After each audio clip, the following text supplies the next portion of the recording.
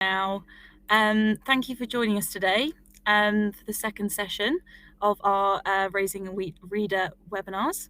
It's a bit of a mouthful, that. Please do let us know where you're joining us from in the chat box. Please use the chat box as much as you can. Let us know where you're joining us from in the world, maybe what time it is, what the weather looks like outside the window.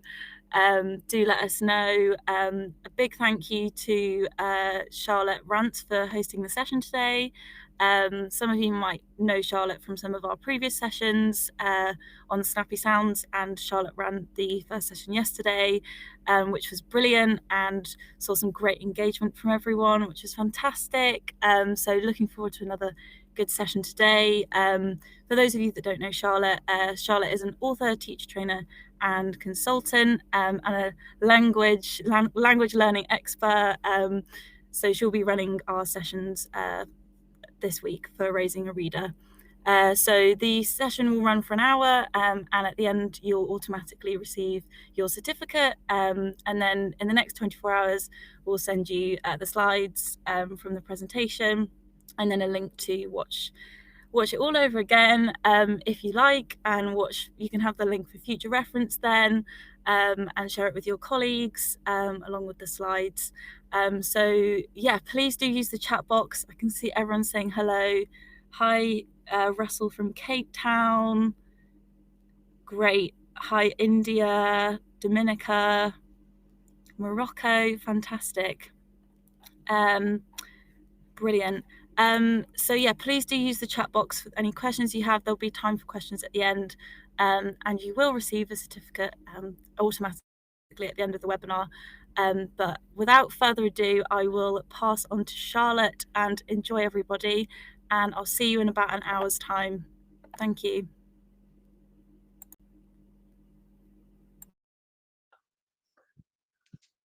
Hello, everybody. All right. In the chat box, if you can hear me okay, give me a yes.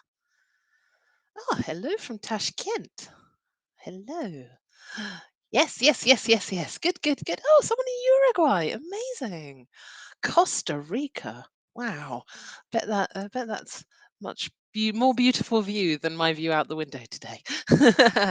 Right. Okay. So we are here for session 2 of our Raising a Reader week, and today we are focusing mainly on reading in the classroom. As we can tell from the title of the session, it's exactly what it says on the packet. There we go.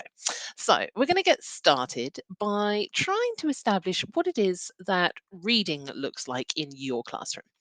And we're going to start with 4 scenarios, 4 descriptions of what reading normally looks like in a classroom. I'd like you to have a look at those and decide which ones of those are applicable to you. So let's get going. Oh, there we go. All right, so 4 possible scenarios. Scenario 1, in our classroom, we always read the same text as a class. Scenario 2, the students always read the same text in groups. Scenario 3, students read their own texts independently. And number 4, we do a bit of everything. So in the chat box, which of these, and you can put more than one number if you want to, which of these is the most sort of common way that reading happens in your classroom? And as Gulnara has said, yes, it depends. So, got a few people saying 1 and 3, a few people saying 1, a few people saying 4. It's often a mixture. It's often a mixture. So, if you're not, if you don't neatly fit into one box, chances are, yeah, most people saying 4, a little bit of everything. Yeah. And that's absolutely fine. There's lots and lots of different ways that we might do that. So if we are reading the same text as a class, We can talk about guided reading. We talked about intensive reading a little bit on Monday as well. So, working together on a text at the same time as a class. Of course, simultaneously, we might have students reading texts in reading circles, if any of you use reading circles. So, they might be working in a group on the same piece of reading. Of course, we might have independent reading time where all of the students are reading their own. In the classroom, this is not the most common scenario, although it does happen, and it's nice to see that a few of you have popped that down as your possible answer there. And of course, certainly in my classroom, something that happens is that we do a little bit of everything. So we might do some independent reading, we might do some group reading, we might do some whole class reading, and that will depend, as many people have said in the chat box already, on the situation, on the type of reading we're doing, on the objectives of our reading. Okay, all right. So in this session, we're going to be looking mainly at some scenarios for 1 and 2 today, but also a little bit of independent work as well. We are going to be starting by looking at some strategies and picking those apart a little bit, making sure that we are all on the same page with different strategies that we might use to teach reading. And then we're going to be looking at 3 key areas in the classroom. The first of those is building engagement. And one of the barriers that we talked about on Monday was that barrier of motivation. Um, so we're going to be looking at building engagement. How can we get that motivation in the right place to allow for students to engage with reading? We're going to then move on to supporting comprehension. We're going to talk a little bit about what comprehension means. We discussed it a little bit on Monday. We're going to go a bit deeper into that today. And then finally, we're going to be looking at the ideas behind retelling and sequencing as well. A couple of people are saying that there are some sound issues. If you are having sound issues, log out, log back in again. It usually does the trick. If you are having difficulties, it's often a case of just a bad connection. This is what happens when you put teachers from all over the world in one room. The internet gets broken. Okay, so let's get started with some strategies for reading. We've got a few strategies down here: questioning, retelling and sequencing, identifying main ideas, summarizing, making connections, predicting, inferring, synthesizing, and visualizing. So, of these strategies, are there any that you are like, I definitely do this? Which ones of these do you definitely already use in your reading practice in your classrooms? Let's start there. Yes, you will be getting the slides of the presentation in the emails that follow up, indeed. Questioning, says Shireen. I love questioning. It's very good. Ooh, visualizing. Lovely. Sarah, would you mind telling us a little bit about the sort of visualization activities you use? Feel free to use the chat box there. Questioning, retelling, making connections. Absolutely. Another one for visualizing. Excellent. Good, good, good, good, good. Good, good, good. So, lots of different things that we can do. And all of these different strategies have different purposes. Let's just quickly clarify what each of these are so that we are all on the page. So, questioning, probably the best tool of any tool in any classroom.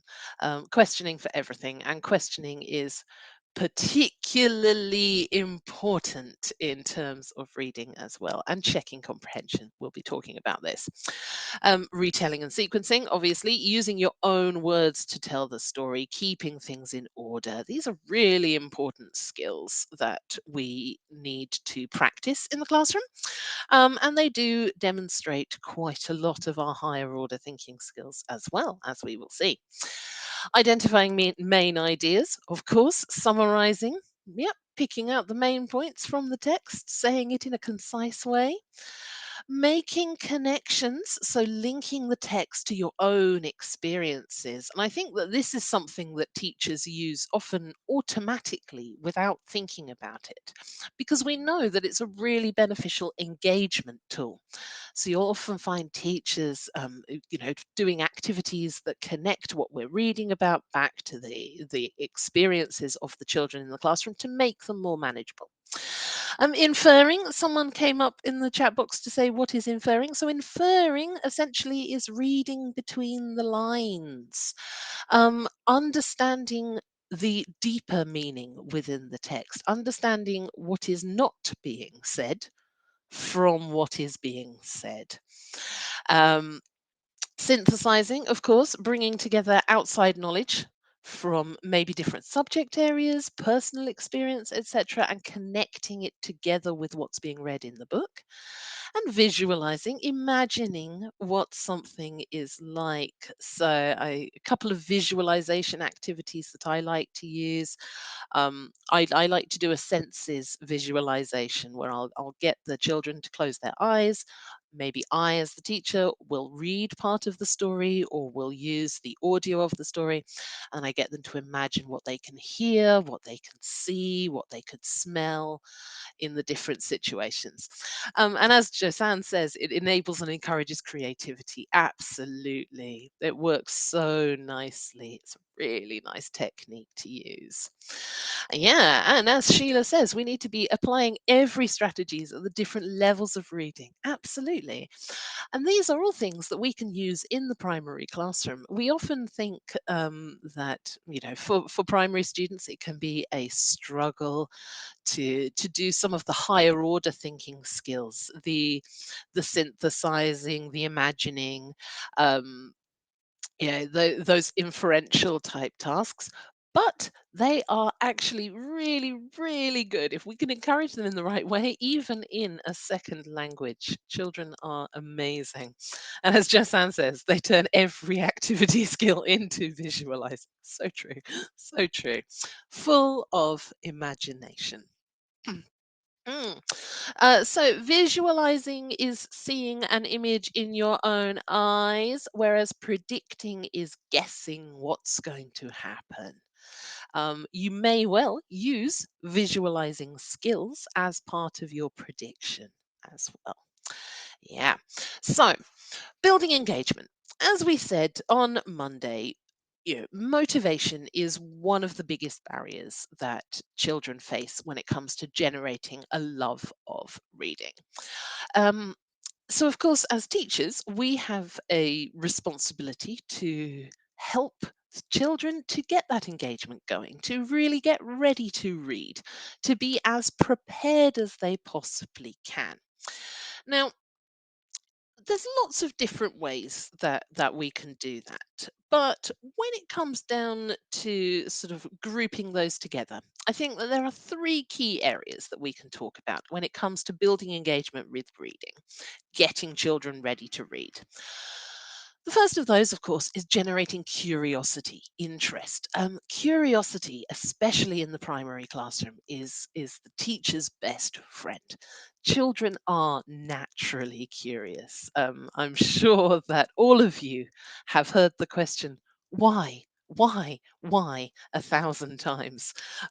For those of you that are parents, you probably get it at home as well as in the classroom. Children are naturally curious about the world around them. And for us as teachers, that's a really useful tool that we can tap into in the classroom to help students generate curiosity. So, we're going to be having a look at some different ways that we can do that momentarily. The other key area for building engagement is exploring the topic. Now, yeah, we talked a little bit on Monday about our purposes of reading, and reading. We essentially read because we want to know something. That's what our natural inclination is. If you want to learn something, you might pick up a book, open a web page, and read about it. Reading itself isn't the goal of reading. We read so that we can learn something. Um, So exploring the topic, putting the topic first, putting the topic at the center of our introduction is a great way to generate that excitement about the topic, to help to tap into their natural curiosity and to get the children ready to show what they already know and to talk about the things they're curious about. And of course, then the other thing that we can do, and it's something that also came out in our barriers, is the idea of vocabulary. Having the language necessary to make reading successful in the classroom. And someone said that I'm so organized. You haven't seen me teaching. I'm prepared. I'm not organized. There's a big difference. Um, my brain is chaos. My lists are very important. Have to follow a list. It keeps me on track. Not a naturally organized person. So developing vocabulary is another great way of building that engagement at the beginning of any new book, any new reading text as well, helping them to have the words that they need to be successful at the reading and to be successful at talking about what they are reading. Okay, so let's have a look at a few little techniques that we can use to build engagement. All right, here's a nice little book, a nice little talk about textbook. All of the examples I will be using today will come from the Talk About Text series. Um, we will we will talk a little bit about some of the reasons why they're a very useful tool for teachers. But this one here is all about how to make rain. Now, can anyone in the chat box, and I'm sure that some of you can, tell me what does KWL mean? Guarantee there will be at least 10 people in the chat box who can tell me this. Oh, all right, let's see what's coming in. Couple of people have already got that. Excellent. Good, good, good, good, good. Good, good, good. So, KWL charts. KWL charts are a really useful tool. They've become incredibly popular with the push towards critical thinking, towards 21st century learning, global skills learning. You might hear lots and lots of different phrases, and they've become incredibly popular with teachers, and for good reason. As many of us have already said in the chat box, the K stands for what do I already know about a topic? So, in the chat box, what do you, teachers, know about how to make rain? Anything you know about how rain is made in the chat box? Go. Let's see. Now, when we're using a KWL chart in the classroom with our students, the K is quite a useful tool for us as teachers. It helps us to see what knowledge the students already have about a topic. So, a few people saying water cycle. What do we mean water cycle? Rain falls from clouds. Thank you. I like that. It does. Moisture, evaporation, precipitation. We're all a bit past primary. Excellent. Brilliant. Okay, we know that we need to plant more trees to make more rain. Fantastic. So, in this stage in the classroom, all answers are absolutely welcome. What do you already know about this topic? Now, it helps the children to start getting themselves ready to build that scaffolding that they need up here in their brains. It generates vocabulary. It reminds them of different ideas. It encourages them to think about what they have learnt from the science classes that they take, maybe things they've seen on television, stuff they've read in their own language. And it gives us an opportunity to share. So I can see that my wonderful students in my chat box have lots of knowledge about how we make rain. The W is another question. What do we want to know?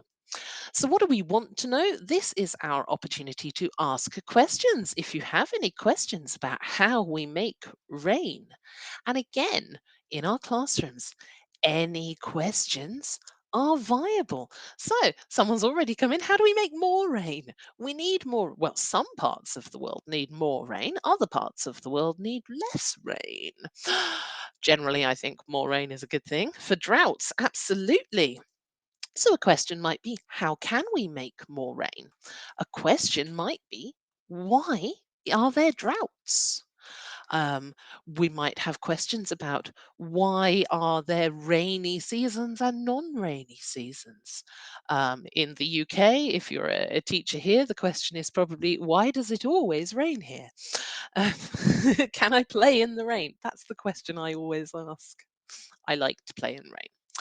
Ooh, another great question coming out. Can we harvest rainwater? So how can we collect it? Why is it important? And all of these questions, they can come up.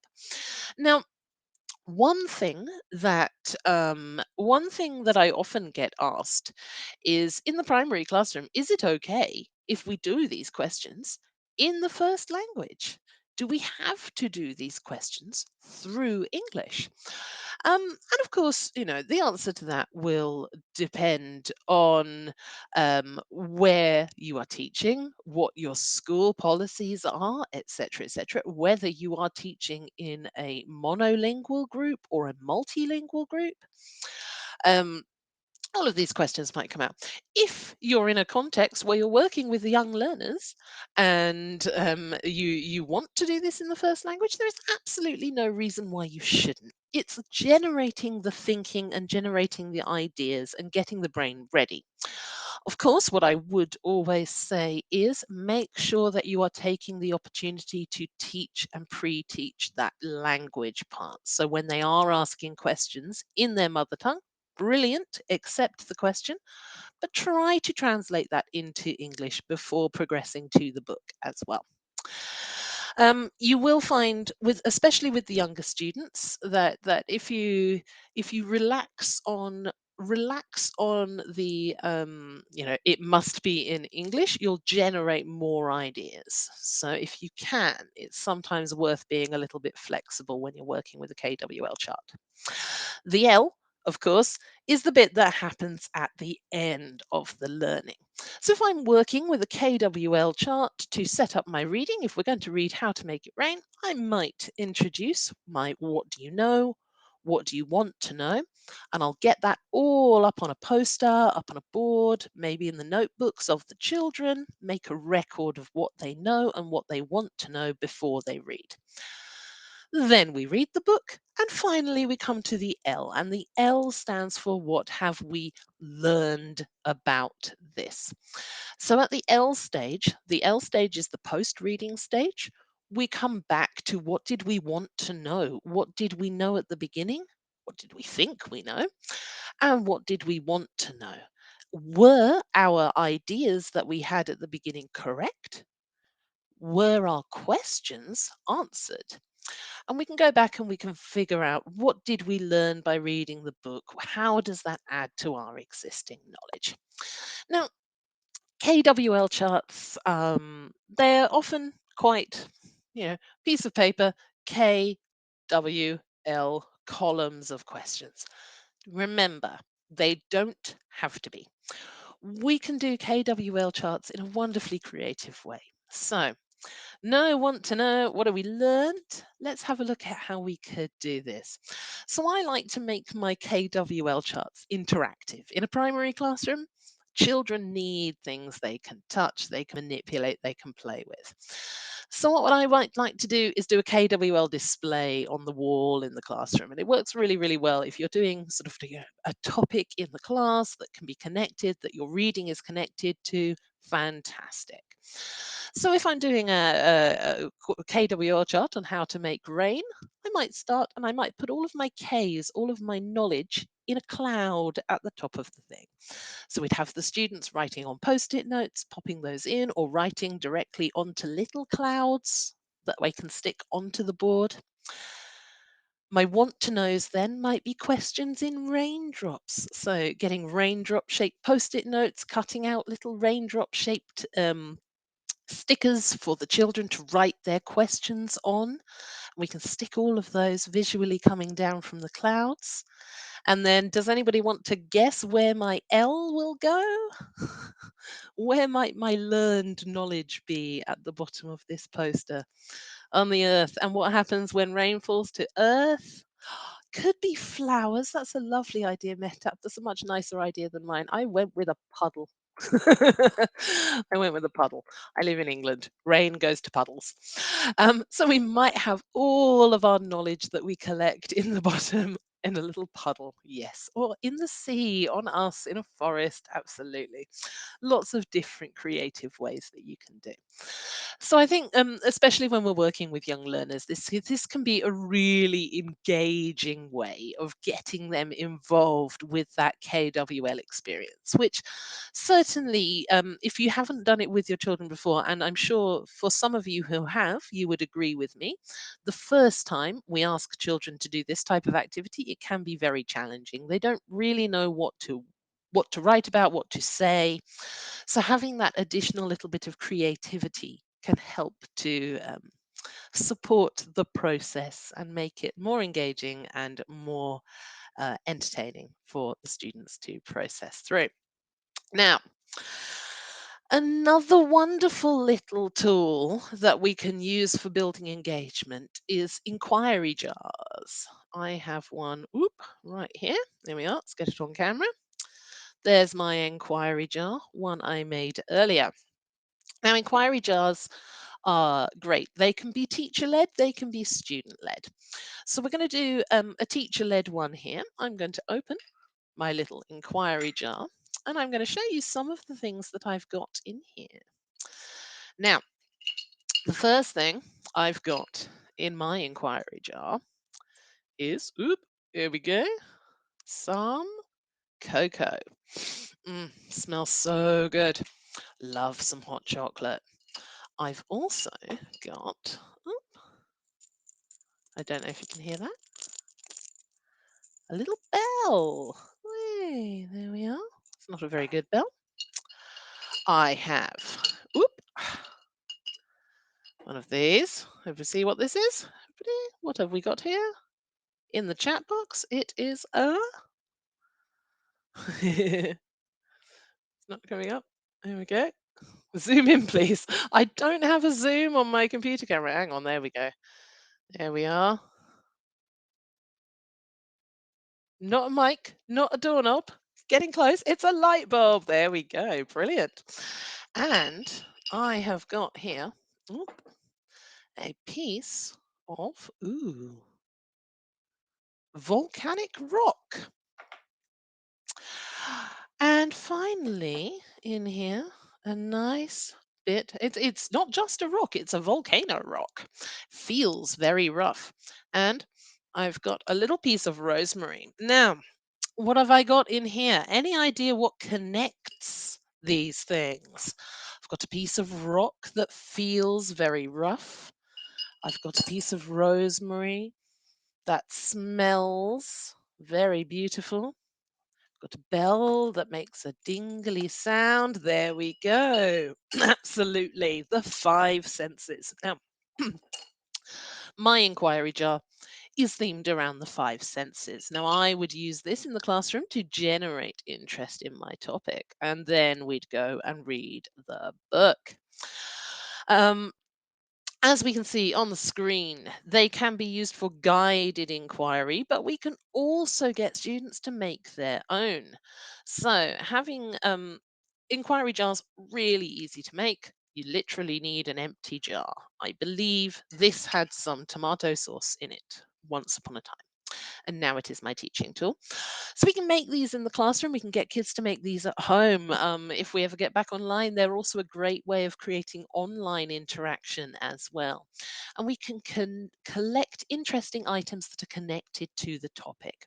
So if you're doing it teacher led, let's say we're going back to our how does it rain, then we might collect pictures of clouds. We might collect a little thing, a little vial of rainwater. We might take in some flowers, all sorts of different items that are connected to the topic, put them all in our jar. and take them. And absolutely, as Liliana says, the children can make their own about their own topics of interest.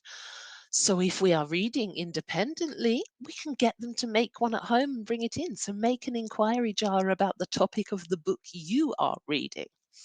Put all of those ideas in, we can take them in for show and tell. And it's a really nice hands on way of building some engagement. But of course, the one thing that we've all agreed straight away is that we use questioning quite a lot. So here is the cover of another Talk About textbook. This is a fiction book, and this is a fiction book called A Birthday Cake for Dad. So if you are in your classroom and you are showing the cover of your book to your class, what questions would you ask?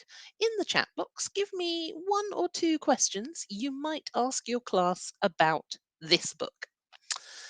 Let's have a look. Where are they? Great question. Fantastic. Yeah, so we go, where are they? They are in the supermarket. Excellent. Whose birthday is it? A little bit of comprehension happening here. We can find the information. Ooh, nice. Mariam coming out. Do you celebrate birthdays? Brilliant. What flavor cake would you buy? Fabulous question. Excellent. So, opportunities for personalization. Where are they going? What flavor is it? What do you think the story's about? Why are they excited? Fabulous questions. Fabulous questions. So, the benefit of getting questioning in the classroom, we are getting ready to read. We are starting to predict. Prediction skills make reading easier. Um, a lot of fluent reading is presumption. You'll notice this if you're ever reading and you think that you know where the sentence is going, and then the sentence goes in a different direction. That's when we go, hang on, let me read that sentence again. A lot of successful fluent reading is tied up with prediction. So those prediction skills are really, really beneficial, but also they generate interest, don't they? And we give an opportunity for personalization. So, where do you order your cakes from? Which was your favorite birthday? What flavor would you buy for your dad? Fantastic to see so many wonderful questions that have come up. And I think one thing that I would like to highlight is that our questions have different purposes. Um, in the chat box, is anybody familiar with a man called Bloom who created a taxonomy of thinking? Anyone familiar with Bloom's taxonomy? And in the chat box, would anybody like to tell us what Bloom's taxonomy is measuring? Let's see. I've got a few yeses coming out. Yeah. Understanding absolutely is one of them in the top. Remembering, understanding. These are our thinking skills. Aha. They are thinking skills. So they are different levels of thinking skills. Oh, fantastic! Liliana says you use it as to help with the learning goals of the curriculum. Fantastic. And it's all about the depth of understanding. Now, how deeply we understand something can be demonstrated through different types of questioning. So we're going to have a look at what we can do in terms of promoting those skills through questioning. Let's start then at the base. So Bloom's taxonomy is divided into higher and lower order thinking skills. And the lower order thinking skills, they are the foundation, the building blocks of knowledge. Okay. Questions that highlight these will be questions that help us to practice the skills of remembering, like holding knowledge in our heads, and understanding knowledge. So a couple of questions that we might ask for that sort of foundational level of understanding might be things like, what's this called? So we might point to things in the picture and say, what is this? And that's recall, that's remembering. So this is a cake, this is the mum, this is the son. Absolutely. As Shermine has says, what does the mum have in her hand? It is a cake, teacher. Brilliant. This is a remembering skill. This is a remembering skill. We see the image, we remember the word. Understanding, being able to put us into that situation. So being able to read what that picture is telling us. So we might ask the question, what are they doing? They are buying a cake. They are in a shop. They are buying cake for dad. Brilliant. Okay. Now, moving further up, we start to take that knowledge and apply it to our own existence. So we're going to get application questions, applying questions, questions where we have to apply the knowledge. So, a question example like this might be, when is your birthday? Like taking the idea of birthday, apply it to me. My birthday is in May. My birthday is in June. My birthday is September 3rd, etc. Applying that knowledge. Putting that, abstract from the book. The father in the book has a birthday. I have a birthday too. Let's make that connection. What type of shop? This is an analysis question. So we're looking here and we're seeing information on there, and we've got a couple of possible answers that we might get. Well, probably a cake shop is going to be the first. Maybe they'll say a supermarket. And again, we can look at that so we can ask questions, So, can you see any other things in the shop? Shall we open the book and see where they are? Is it a bakery? Is it a cake shop? Is it a supermarket? All of these are possible answers. Because the further up the pyramid we go, the more abstract the thinking becomes, and the deeper those thinking skills are as well. So, next level is evaluation.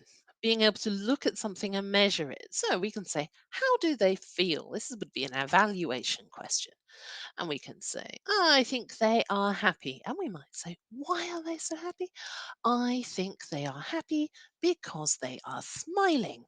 And again, we're using all of those thinking skills to get that done. And then finally, the very top of the pyramid is creative. The creativity, creating. So an example of that, and we've already seen quite a few creative questions. The one I went with, what ingredients would you have in your birthday cake? My perfect birthday cake is chocolate, but it needs to have a little bit of crunch in there as well. A little bit of a crunch surprise. Very, very good. So when we're working with these questions, um, yeah, I think it would depend on where you are. Leandra asked, would they not just automatically answer a cake shop? Maybe. I think it depends on what the cultural situation that you live in looks like. I think if you here in England, most people will buy cake in a supermarket unless it's a very important birthday, because cake shops are really expensive. Supermarkets give us cheaper cake. So I think it will entirely depend on the situation. I love draw a birthday cake for your dad, another way of getting that creativity coming in as well. So, depths of questioning. Um, yeah, all of these all of these levels of questioning will definitely build on each other. And I think it's important for us to remember as teachers that it's not that asking evaluative questions is better than asking memory questions. They're practicing different skills, and all of these skills are important. So as teachers, when we are using questioning to introduce a new book or to introduce a new lesson topic, making sure that we have a range of questions with different purposes will give us a much fuller understanding of how the kids are processing the information in front of them. It's not a one thing or another. It's a little bit of everything. And you need to have those foundational skills in there before you can do this. If you don't have those base skills of being able to remember what a cake is, um, you cannot create a cake from your imagination if you do not know what the cake is. So make sure we have that. Um, make sure that we have that balance of questions in there. And yes, I think culture will absolutely shape the type of questions that you ask, and it will definitely shape the answers that you get. And it's also a great opportunity to open that out. So we're looking at a family. Which country do the family live in? Oh, I think they live in England. So what's the same? What's different about the way we celebrate birthdays in our country? These are really good questions that we can use to prompt that discussion. Goodness me, look at the time. Right, we're going to do a little bit of comprehension. Here is a poem, or part of a poem. I'm going to read it to you, and then I'm going to ask you some comprehension questions, and I'd like you to answer them in the chat box. So, we go. 'Twas brillig, and the slithy toves did gyre and gimble in the wabe. All mimsy were the borogroves, and the mome raths outgrabe. Someone getting really excited there because they recognize the Jabberwocky. All right. In the chat box, please. Question number 1. What were the toves like? Ah, brilliant. Mariam, straight in. Slithy. Fantastic. Good. Correct answer. 100 points. Where did they gyre and gimble? Anybody? Anybody? Ah, Rosina's in the wabe. Wabe, wabe, wabe, wabe, wabe. Yeah, some people saying waves. No, it's not a spelling mistake. It's wabe. Yes, in the wabe. Brilliant. Okay, good. Correct. Well done. 100%. What did the mome raths do? Brilliant. Ah, Susan, Sarah, brilliant. Excellent. They outgraved. Ooh. Look at you using past tenses. It's a nice assumption we've got there. I'd agree with that. I would imagine that outgraved is the past tense. Good. Final question. Do you understand the text better now you have finished my comprehension questions? Really? Thank you. Yeah, yes. Good. All right. There we go. Brilliant. No, let's be honest about this. Uh, this is a nonsense poem.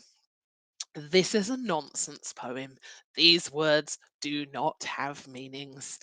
Um, you know, who knows what outgrabe is? Who knows what a wabe is? We don't know what a slithy tove is. We've got no idea. No idea.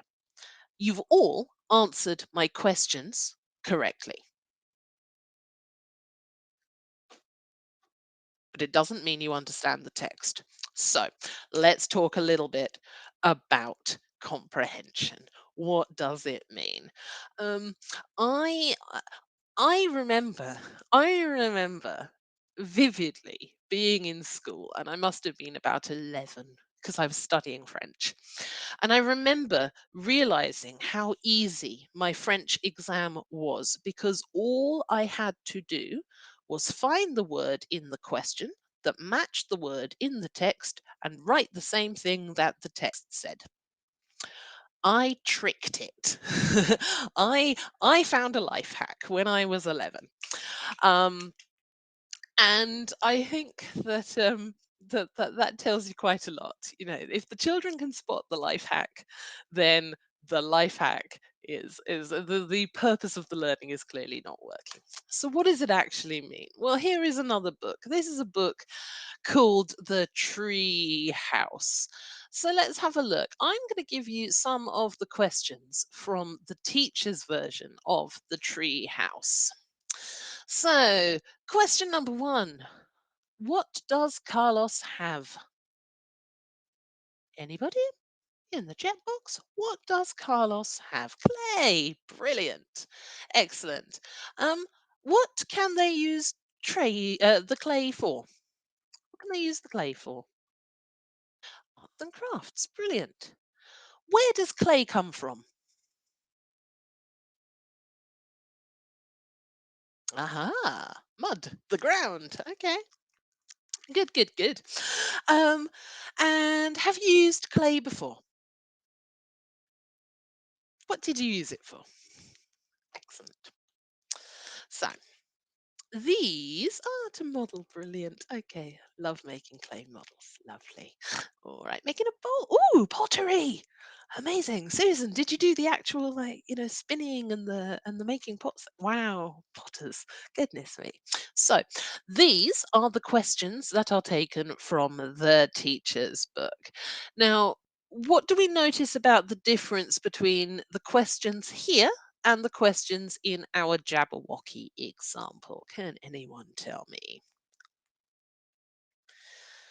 Diddy. Some were open questions, some of them had meaning. Where can we find the answers to the Jabberwocky questions? From the text, absolutely. Um, could we find all of the answers to the questions about the treehouse in the text? No, absolutely not. So it comes back to what we're saying. We need to make sure that we're showing a variety of comprehension skills. So, comprehension can be split into three depths of comprehension. At the base level, we've got literal comprehension. So, literal comprehension questions are surface level. The details to a literal comprehension question, my words don't work. Details and the answers for literal comprehension can be found on the page.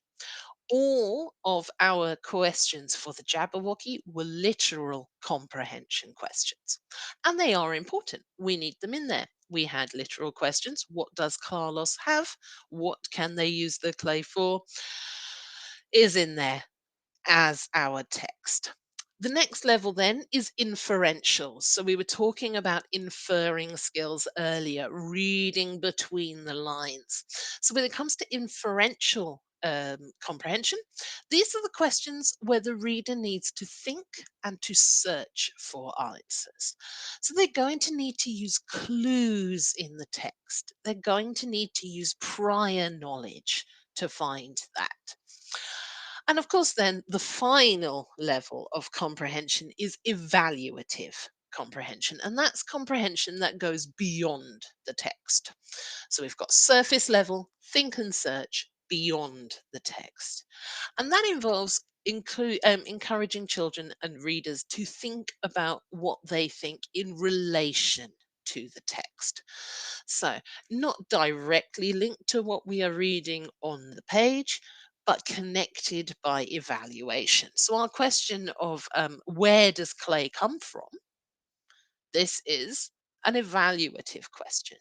We're establishing that there is clay. We now need to figure out for ourselves where it comes from and how that builds in. And again, just like we were saying about our questioning and our Bloom's taxonomy and our higher and lower order thinking skills, literal comprehension is important. Um, However, it's not enough on its own.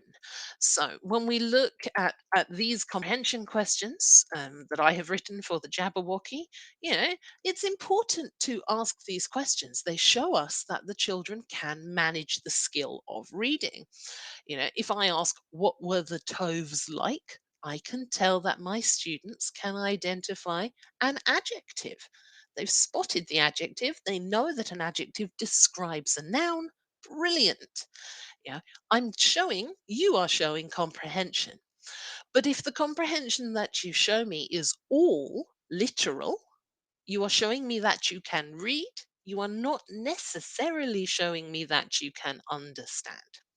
So just like we were saying with Bloom's taxonomy, we need the foundation. The foundation is important, but it isn't enough. we need to build on that to bring out those further skills as well. Um, Lots and lots and lots of other things that we can do to support comprehension. So, pictures are a brilliant tool for supporting comprehension, as are timelines. Now, timelining helps us with sequencing as well. So, in this activity here, this is all about children's games. This is a book about children's games. Any of these games unfamiliar to you? Do you know what they are? Did you play all of these? So, we've got marbles, we've got jacks, we've got skipping, and we've got some form of football. And when we're sequencing, what we can do, I played marbles at school. I love marbles. Had a big collection of marbles. Um, what we can do with this is something that we can use story frames. So these images are all taken from different pages of my book. And a sequencing game might be to put the story photos in order. So moving through and sequencing, as we'll see momentarily, are really, really useful skills. Oh, we call it Rayula. Huh. Did I say that right? I don't know. Interesting. Good. So we talked a little bit as well at the beginning about using our imagination. So I mentioned at the beginning my favorite five senses activity. So listen to the part of the book, working together, what can you hear, see? And this is a nice little activity. So I might say to them, okay, here we are in a park. Imagine you are in the park working in your group. What can you hear? What can you see? What can you smell? How does it feel? What does the grass feel like on your toes? Working through those. Picture dictations as well are another great way of bringing in that imagination and creativity side of things. Um, so the picture dictation, what generally tend to do is I will read out a passage from a book.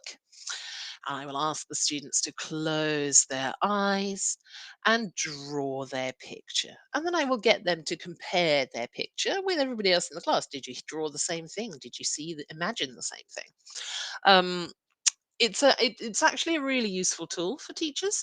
I have an example of that from reading out a passage of Cinderella, where I was reading out the part where Cinderella's favorite fairy godmother turns the pumpkin into a coach, and my student drew a picture of a pumpkin turning into a sofa because they heard couch, not coach.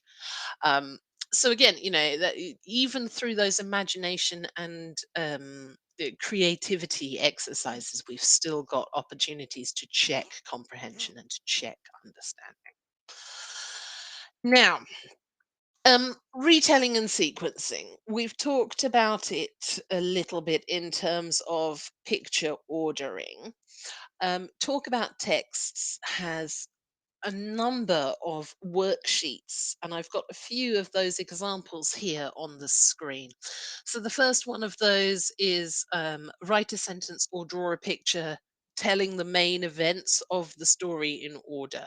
So going through one, two, three, four, five, six, a story frame. Another example is a diary entry, and I'm sure many of you have done diaries or letters to characters before. And these work really, really well. So, in this example, is pretend you are a character in the story, write a diary entry about your experiences. And the final one here is a beginning, middle, end retelling structure. So, these are all great ways of retelling stories and sequences. uh, why do we want to do retelling and sequencing? Well, let's have a little think about that one here. So, essentially, when we're retelling stories helps learners to improve their comprehension. It deepens that comprehension. So remember what we're saying, in terms of that base level comprehension, the more that we are able to tell a story in our own words, it helps us to make more sense of it. It means that we understand it in a deeper way. So it helps us with those inferential skills and it develops all of our thinking skills. Um, it also demonstrates comprehension to teachers. So when we're working with students and encouraging them to retell in the classroom, it gives us an opportunity to see where those misunderstandings might have occurred in a much sort of bigger way. When we're working page by page, we're focusing deep on details, but we might miss a larger misunderstanding. When we're working with retelling, they have to show that they have explored and understood bigger picture than just an individual word on a page. And of course, it also extends that exposure to language. So when it comes to retelling, there's a few little things that we can do to push the children to be a bit creative with that. So retelling doesn't always have to be straight up. We can make little changes, and sometimes little changes will make all the difference. So we might ask them, if it's a historical story, retell it as if it's 2022. How does changing the story to today different? How would life be different if the prince in Cinderella had a mobile phone? We might never know, but we can ask the children and we can get them to tell that story. Um, Getting them to change the endings, getting them to change the characters, as Riham has says, that's a brilliant idea, and also getting them to change the location. So, what would happen if a birthday cake for dad was set in Cairo? Which shop would they go to? What kind of cake would they buy? Would they buy a cake? Um, yes, okay. So lots and lots of different ways that we can get to retelling. And we are very much nearly out of time, but I can see there are some questions coming in. So let's have a look. Right. So, first question that's come in is from Liliana. What do you think the best comprehension effective strategy for young readers in grade one is? For me, I will always come back to questioning. I actually think that questioning is probably the most effective tool in any classroom at all, but I do like to have opportunities for creativity wherever possible. So, a combination of questioning and creative options. Visualizing, says Shireen. Yeah, we do love a bit of visualizing. It works so well. Any other questions? Let's have a look. Um, should we ask students to read stories on paper or on apps? So this question came up in our Monday session as well, and for me, honestly, really, it doesn't matter. As long as they're reading. It's a good thing, it would be stupid to say, children must read books all the time because books are, the way that we read. Um, I think there are benefits, and I think it's important that we give children access to physical books.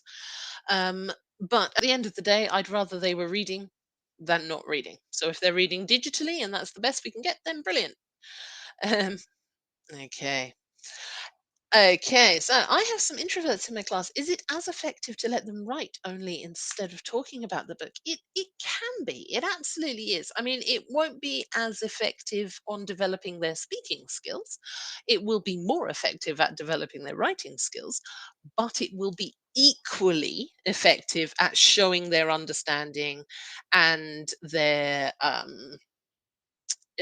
showing their understanding and showing that they have, what they feel about the book, their comprehension, and their enjoyment of it.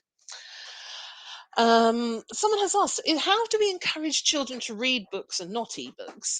Give them access.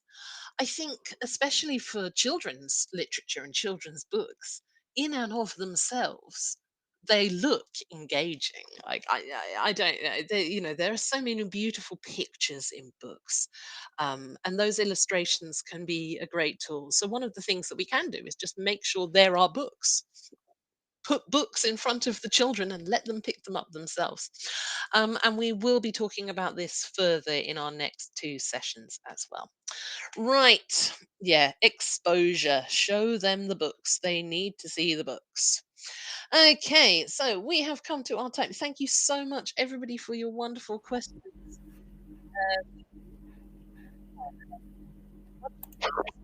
Hello. Hi, Charlotte. That was fantastic. Thank you so much. That was great. I think everyone really enjoyed that. Lots of thank yous coming in. Thank you so much, everyone, for joining us and giving up your time. You'll automatically receive a certificate after the session. Then within 24 hours, we'll send you the slides and a link to watch again, and you can share that with your colleagues. And please do join us for our next session, which is tomorrow. Yay. So that's our third session of I'm going to be talking about projects and cross-curricular connections tomorrow. Sounds fantastic. So that's tomorrow at 4:30 British summertime. Yeah, please do register if you haven't already. The links are all on the International Curriculum social media channels, and we hope to see you there. And I think if no one has any further questions, I think we'll close the session. Thank you so much, everyone, for joining us, and thank you for taking the time to join us, Charlotte, and for hosting another brilliant session. And we'll hopefully Go see make you all some tomorrow. inquiry jars. Yeah, go away and make some inquiry jars. I love Yes. those. Thank you very much, everyone. All right. Have a good day, evening, afternoon. Thank you. Bye. Bye. See you tomorrow.